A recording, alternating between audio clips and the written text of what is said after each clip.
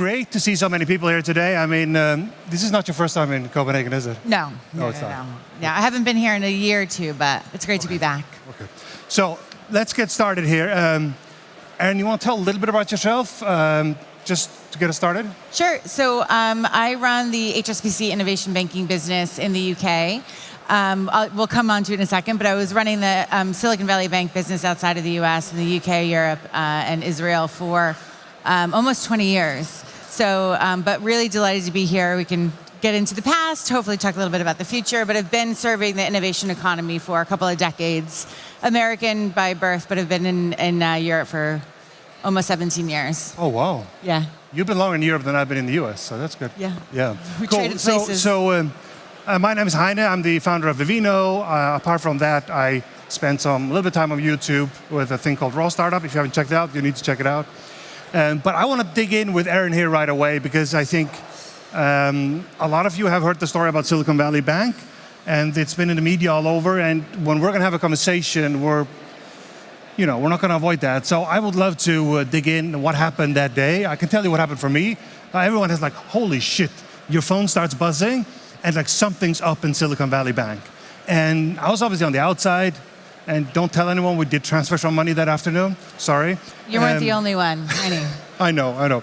But Erin, so for you, was it in the morning? When did it start happening? What happened for you that day? Yeah, so just for context, what I won't comment on is the global Silicon Valley Bank story. So I was running the UK European business. So I'll focus on that. And I got pulled into conversations on the Thursday, like many people, where things started to come out on social media. We were getting some calls, some concerns.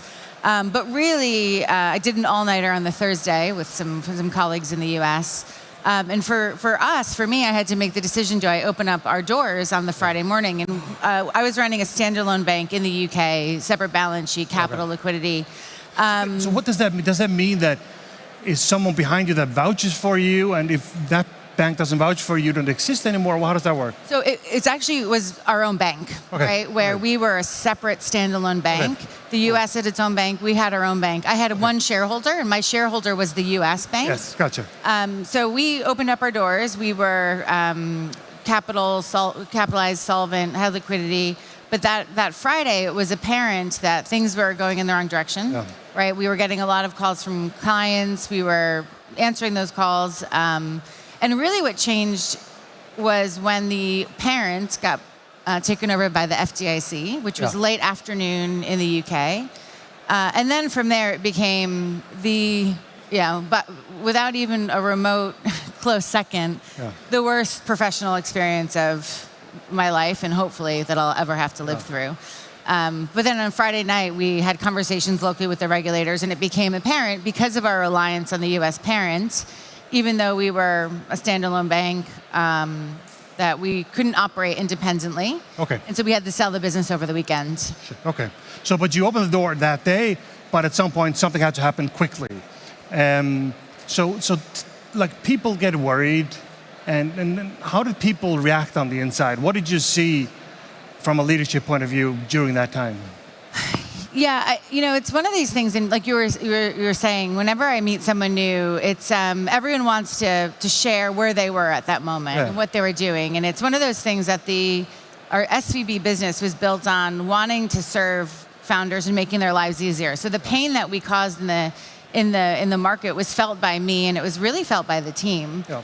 And what I would say is some of the things that I've taken away, and the thing that stuck with me most is during the darkest hours of the Friday, Saturday, Sunday, without the support of the leadership team that I had around me and the team, many of whom are in the audience today, we would, as well as the support of the ecosystem and our clients and all of the relationships and the partnerships that we built for decades, without that, I don't think I would have survived the weekend, right? And so you see, at the darkest moments, you see people in their finest hours, and I have to say, it's something I'm incredibly proud of.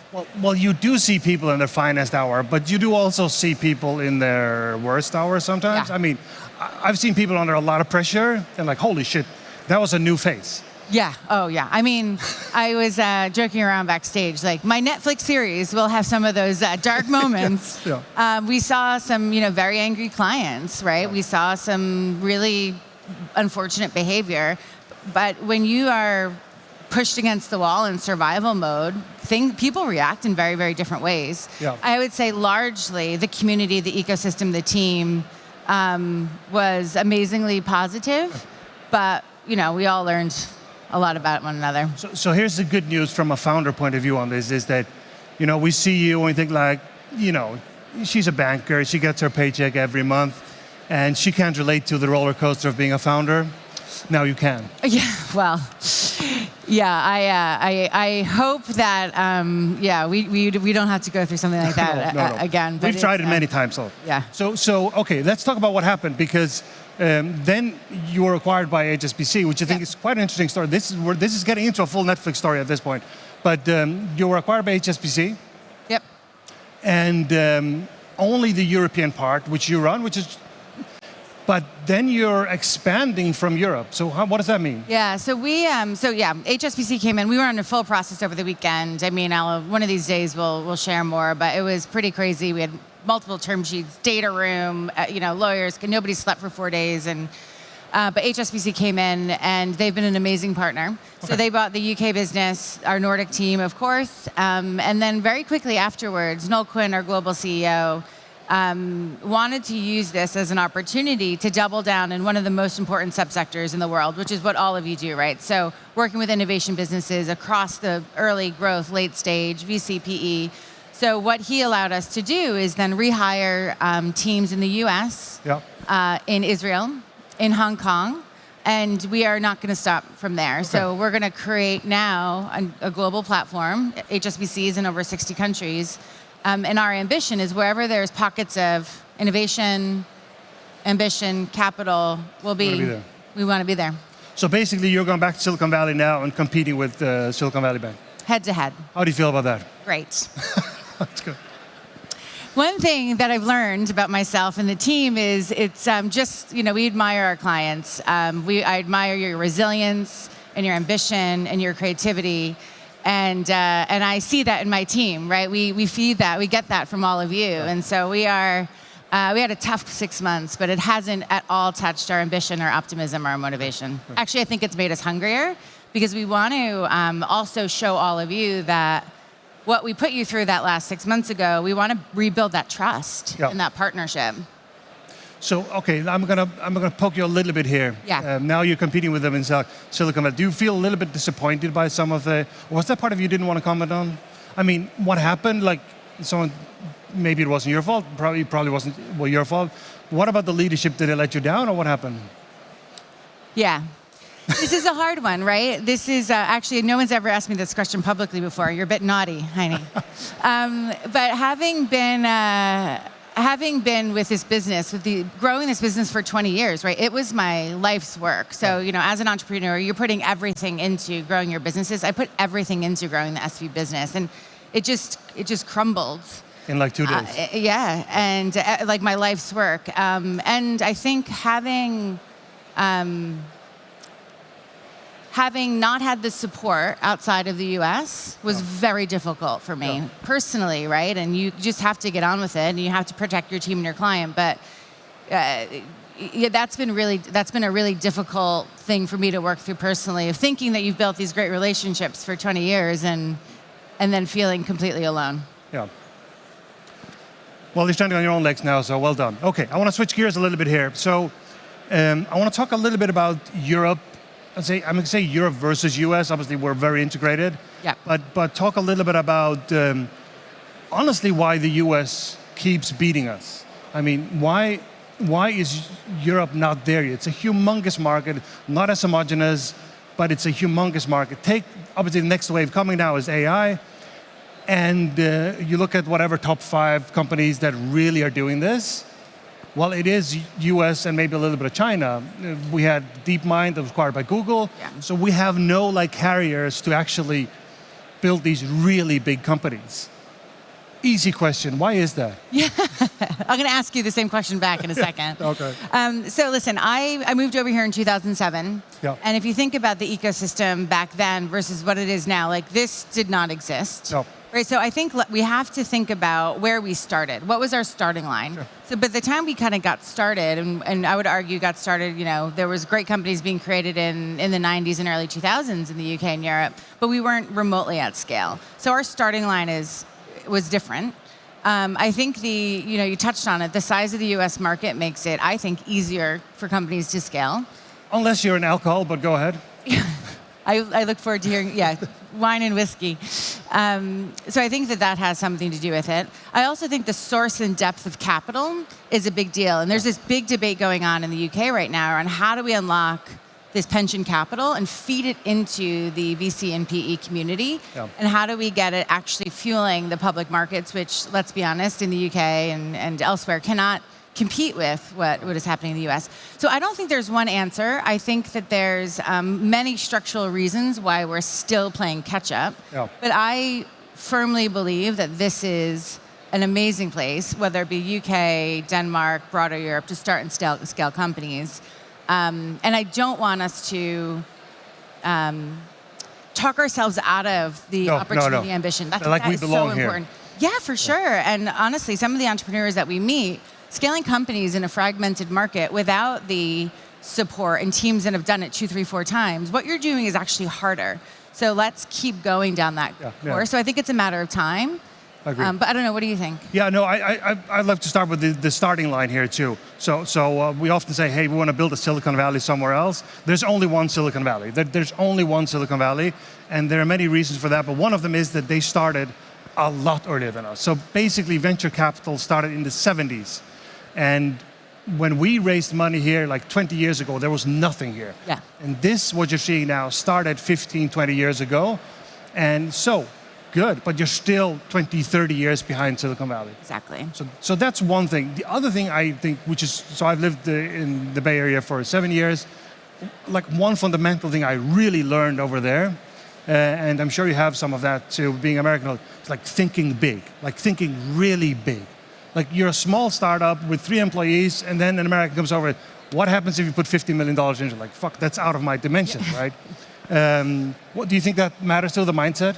I do. I think, again, I think it's changing, but it's, I think there's the ambition, the mindset, but then the pervasive impatience. Yeah. Right? There's just like, it needs to happen yesterday. Boom. Yeah. So I think that there's probably some of that we can continue to harness. Yeah. I want to start one more thing on you in that realm too, is consumer protection. In the US, they push hard and they break things. That's like sort of been a slogan. In Europe, generally, we're a little bit more careful, GDPR and so on. Do you think that plays a role too? Yeah, I think the short answer is yes. I do think that. I think so. I think the having to navigate inconsistent regulation is very, very difficult to scale a business. It is. And whether that's in banking or in technology or in consumer, it becomes a little bit of a barrier. Yeah. But it's stickier once you crack it. Yeah. But now you've been on both sides. What else is there? What is there, like when you think about the US and Europe, when you've seen both and you worked, even though it's been a while since you lived there, what else is there in difference between Europe and US? I think that I think that the amount of larger companies that are willing to take a risk on procurement for early stage and early stage software is very, very different. I think some of the larger corporates across the UK, Europe, they're not engaging in this community in a way that we need to really drive scale at pace. Yeah. Whereas you go to any larger business in the US and the CIOs are within the innovation communities, right? They're going to startup events, they're going to scale events. And I'm not sure, I'd actually love to talk to the founders of TechBBQ, like how many large corporates are here that are actually engaging in this community to buy software, hardware, whatever it is. I think that helps to create scale. Yeah. So that's probably another quite big difference that I see across the markets. Yeah. Okay, so last thing on this. Yeah. There's a lot of talk about these big, the Google, Facebook, and that they're just getting too big. should we break them up, or what should happen there? Gosh, She didn't prepare for this. That one. This is.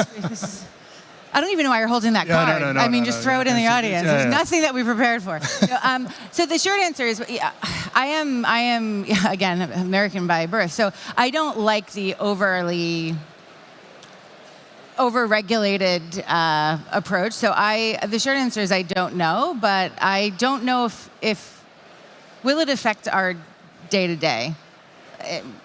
I think over time it will. It's hard to see. Over time it might, but today I don't know. But I don't know. What do you think? Do you think it should be broken up? I think we should probably break them up. I also think so. Yeah, I think so. I think they're getting too big, and we love their product, but I think we'd move faster innovation-wise if they weren't that big. Yeah. Look, they like that. That was not for us. That was well said. Cool. I want to stay on geography, but just do a different split here. So you obviously cover Europe and like you're a global business now, but what about the Nordics compared to the rest of Europe? Like we've done really well. Why is that, and what do you think about that?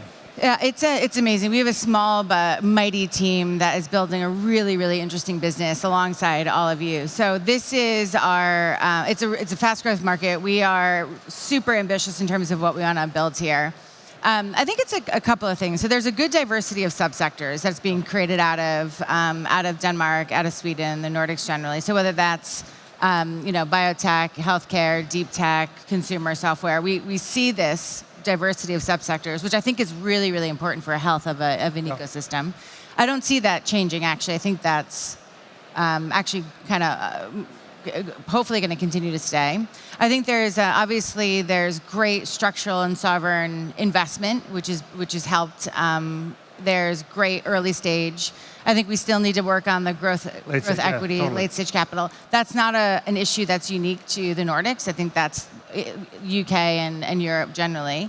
But it's a tight-knit community. It seems to be a community that genuinely reinvests in making each other successful. I think when people told me that I was meeting with you, you're a legend within this community, and I know you do a lot to support other entrepreneurs and founders.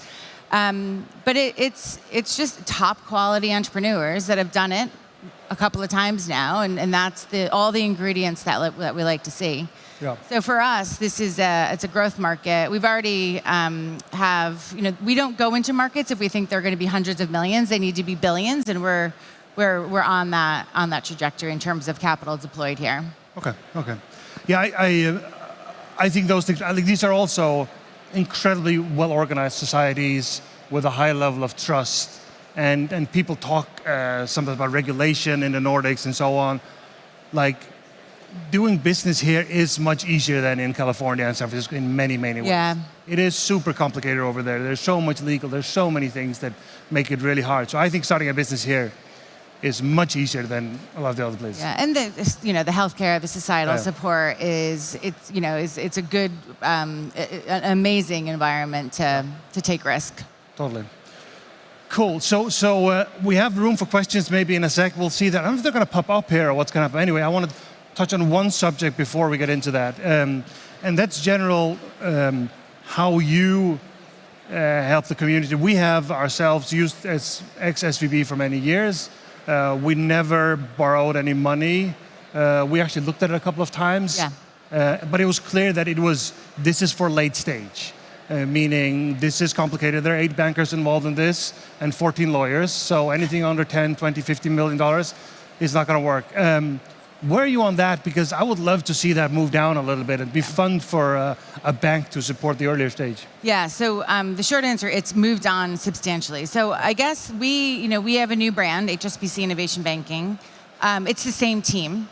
It's the same appetite. It's the same product, plus a whole bunch more given the breadth, the depth of the HSBC platform. But speaking about debt specifically, we do not want to replace equity, right? That's a terrible business model for a bank. We want to complement the equity. So the earliest that we'll usually get involved is in conjunction with the Series A. Okay. So we are happy to do $1 million, $2 million facilities and take bite-sized positions along the way. And as you guys scale, we can scale. So we can do $1 million, we can do $200 million, and kind of everything in between. Now, what I would say is having lent money in the US and the UK and kind of everywhere in Europe, you can do a deal in the US from start to finish in 10 days. Okay. That's including legals, that's including diligence, that's including KYC, booking the deal, money out the door. Here, the same facility takes 2 months, if you're lucky. Yeah. We together as a community need to figure out how to change that. It takes, the lawyers, but it takes the management teams, it takes the board, and it takes the bankers to facilitate a more efficient market. Yeah. We have quick start documents, so non-negotiable for $5 million or less. No one, though, will say yes to a non-negotiable deal in this country. No. There's just not that trust yet. No. Right? No. Because we have founders that are taking debt for the first time. Yeah. Whereas in the UK or the US, I've worked with CFOs. We're in our 6th company together. So they're like, Erin, I want this, this, this, this, and this. We do the deal, off we go. That's an efficient market that I think we do need to build in together. Because it doesn't help us nor you if we're wasting time and money on just talk. legal Yeah, fees. exactly. And it means you need to charge more for it because to cover that. Exactly. So one thing I will say, going back to the Bay Area ecosystem on these things, and generally, although US has much less trust in general, more legal, heavier, but in the startup system, there's incredible trust. So investors and startups use the same lawyers. Like, we're doing a deal again today, 4 hours, done. Like, the paperwork, yes, there's a lot of paperwork, but incredible trust and executes incredibly fast. And I think you've seen the same thing when it comes to debt. Exactly, and I think we'll get there, but it's, I think we're still moving through it. So one more question on that. Is there a way to move further down earlier? Is it pre-seed, seed, or look, I have a cash flow here, what can we do? And there are companies that try to solve that. Where are you with that? So we do have a number of seed companies that we've lent to. Usually it's people that we know and have done business with before. Okay. So that there is no reason why we can't do it. No. But then again, it takes relationship and partnership. Sure. Right. So there's no barrier. No. But I think we got to get the basics right first before we push on stuff in the periphery. Okay. Yeah, it's obviously more risk. Okay. So let's see if we get some questions. Good. Oh, we got something here. Okay, so the first question here is, are you planning on building a fund of funds, investing into funds like you did with SVB Capital? Oh, that's a great question. Yeah, so we would, yes, the short answer is yes, but we, again, this is the fun part about HSBC being this global platform with massive depth of pools of capital and a ready-made distribution arm. So yes, we will. Again, we really want to focus on getting the basics right, rebuilding trust, kind of getting everything stabilized. But that is on the roadmap for 2024 plus. So we're working on that. That's the ambition at least. And was that SVB itself that was LP or different LPs? Yeah, so basically in the old world, we went out and we raised a third-party fund that we then invested directly into venture capital and private equity firms as an LP. Okay. Yeah. You said before you didn't want debt to replace equity. But if you deliver the equity and the debt, where's the VC in this? We love VCs. No, so it's about complementing the whole ecosystem. Yeah. I want to push you a little bit. Okay, so next one here. Will you grow the Nordics team? How big is the Nordics team? Oh, sorry, we got one popular. Should I change? Okay, let's do this one. Top line has to. Oh, there you go. I'm not in control of this thing. Okay. Well, I'll answer the Nordics team because I see my Nordics team and I see them typing. So maybe they're asking for headcount, Sebastian. Oh, this is Sebastian. So the Nordics business is led by Sebastian, and then we've got Maria and and Ella in the UK. So the short answer is absolutely, right? As the market demand is there, we'll continue to funnel resource where we need it. So there's no reason why we wouldn't. This ball is going back to Sebastian. Give me more growth, more business. Put a plan together, Sebastian. Yeah. Very good. There you go. Okay, so the next one is about trends. We have 56 seconds here. You want to give there's a question about general trends that you would like to invest in these days? Yeah, I mean, we're subsector agnostic, but where we're seeing a lot of activity is on the climate and sustainability side. Obviously, generative AI and deep tech, but we're, like many other people, trying to figure out what's real and exciting and what is perhaps more ethereal. But fintech has always been a big part of our portfolio, working with a lot of enterprise software companies as well. But we've seen a lot on the climate sustainability, which I think is only going to continue to become more exciting. Yeah, like obviously AI is the big wave right now, but just be careful. Like there's so much. Sorry. I agree with crypto-style you. bullshit in AI now too. So everybody's building a small layer, and they're not. So we're gonna go up, and then we go down a little bit, then we find a good level. I agree. There's no doubt about AI being humongous. I don't have any doubt about it. It's just a matter of who makes it, right? Exactly. Maybe whiskey. The whiskey is good too. Yeah. I was asked. Yeah. So I'm an investor in a distillery in the Faroe Islands, and somewhere here, they're serving amazing gin. So you should go find them. Yes, amazing. With that, I think we're going to say thank you very much. Thank you. Thank you. Thanks, everyone.